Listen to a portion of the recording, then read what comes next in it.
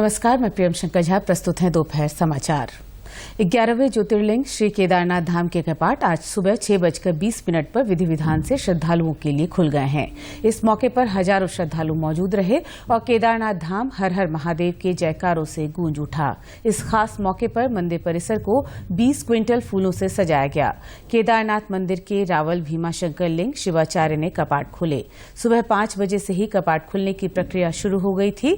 धार्मिक परंपराओं के निर्वहन के साथ साथ बाबा केदार की पंचमुखी भोग मूर्ति चल उत्सव विग्रह डोली में विराजमान होकर रावल निवास से मंदिर परिसर पहुंची। इसके बाद रावल और श्री बद्रीनाथ केदारनाथ मंदिर समिति के पदाधिकारियों की मौजूदगी में प्रशासन की ओर से मंदिर के कपाट खोलने की प्रक्रिया शुरू की गई।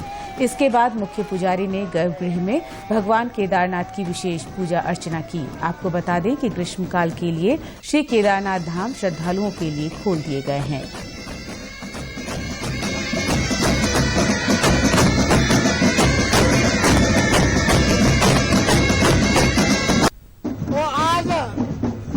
के अनुसार हमने कपाट 6:20 खोल दिया गया है।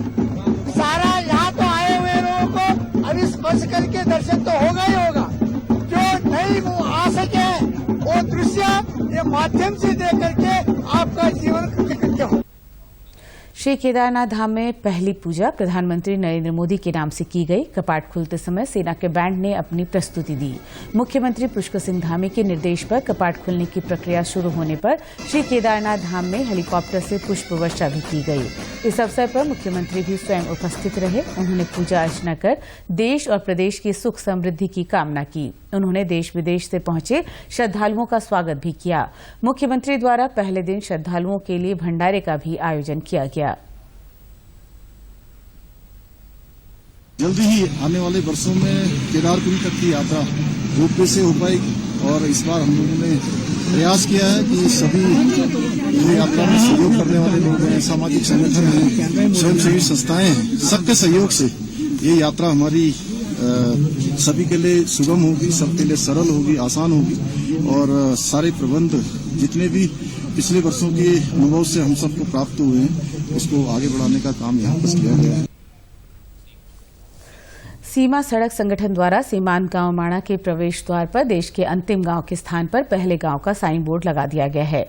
बता दें कि 21 अक्टूबर 2022 को माणा में आयोजित कार्यक्रम में प्रधानमंत्री नरेंद्र मोदी ने मुख्यमंत्री पुष्कर सिंह धामी द्वारा माणा को भारत के अंतिम गांव की बजाय देश का पहला गांव कहे जाने पर मुहर लगा दी है। उन्होंने कहा कि अब तो उनके लिए भी सीमाओं पर बसा हर गांव देश का पहला गांव ही है। पहले जिन इलाकों को देश के सीमाओं का अंत मानकर नजरअंदाज किया जाता था, हमने वहां से देश की समृद्धि का आरंभ मानकर शुरू किया। लोग माणा आए, यहां डिजिटल टेक्नोलॉजी का प्रयोग किया जा रहा है। वहीं मुख्यमंत्री पुष्कर सिंह धामी ने कहा कि प्रधानमंत्री के नेतृत्व में देश के सीमावर्ती क्षेत्र आज वास्तव में और अधिक जीवंत हो रहे हैं। इसके लिए वाइब्रेंट विलेज कार्यक्रम की शुरुआत की गई है। उन्होंने कहा कि वाइब्रेंट विलेज कार्य योजनाएं जिला प्रशासन द्वारा ग्राम पंचायतों के सहयोग से तैयार की गई हैं। इससे इन क्षेत्रों के उत्पादों, जड़ी बूटियों, सेब, राजमा सहित फसलों के साथ साथ यहां विकास की संभावनाओं को पंख लगेंगे। राज्यपाल गुरमीत सिंह ने राजभवन देहरादून से दून विश्वविद्यालय द्वारा आयोजित उत्तर प्रदेश उत्तराखंड आर्थिक संघ के 18वें सम्मेलन को वर्चुअली संबोधित किया। उन्होंने कहा कि उत्तराखंड और उत्तर प्रदेश भारत के सबसे तेजी से बढ़ते राज्यों में से हैं और हमने मिलकर पिछले कुछ वर्षों में व्यक्तिगत और सामूहिक रूप से महत्वपूर्ण प्रगति की है। उन्होंने कहा कि दोनों राज्यों ने अपने अपने विकास पथ चुने हैं तो अवसरों को साझा करने के साथ साथ कुछ सामान्य चुनौतियों का भी सामना किया है।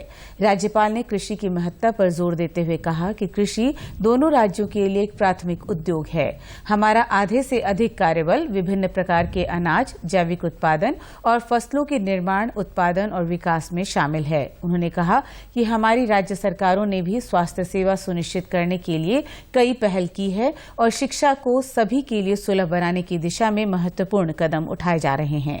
राज्यपाल ने कहा कि हमें ध्यान देना होगा कि विकास और प्रगति के इस मार्ग में हम महिलाओं की भी अधिक से अधिक भागीदारी सुनिश्चित कर सकें। मुख्यमंत्री पुष्कर सिंह धामी ने उत्तराखंड में भारतीय फिल्म और टेलीविजन संस्थान FTII पुणे की तरफ फिल्म, टीवी और कंटेंट निर्माण प्रशिक्षण हेतु एक उच्च स्तरीय संस्थान की स्थापना के निर्देश दिए हैं। ये जानकारी देते हुए उत्तराखंड फिल्म विकास परिषद के मुख्य कार्यकारी अधिकारी बंशीधर तिवारी ने बताया कि फिल्म, टीवी प्रशिक्षण हेतु ये संस्थान अल्मोड़ा के उदय शंकर नाट्य संस्थान परिसर में स्थापित करने पर विचार किया जा रहा है। उन्होंने बताया कि संस्थान के वित्तीय पोषण और संचालन संबंधी अन्य विषयों के निर्धारण के लिए मुख्यमंत्री द्वारा निर्देश दिए गए हैं। उन्होंने कहा कि इस संदर्भ में एक विशेषज्ञ समिति का भी गठन किया जा रहा है। उल्लेखनीय है कि उत्तराखंड में फिल्म निर्माण को एक संगठित उद्योग की तरह बढ़ावा देने का राज्य सरकार प्रयास कर रही है। राज्य में फिल्म निर्माण से जुड़े प्रशिक्षित मानव संसाधन की संख्या में वृद्धि करने के लिए और युवाओं को इस क्षेत्र में प्रोत्साहित करने के लिए एक राज्य स्तरीय प्रशिक्षण संस्थान की आवश्यकता है। इसी के साथ अभी तक के समाचार समाप्त हुए। दूरदर्शन समाचारों से जुड़े रहें। मिलते हैं फिर शाम 6:30 बजे के बुलेटिन में। नमस्कार।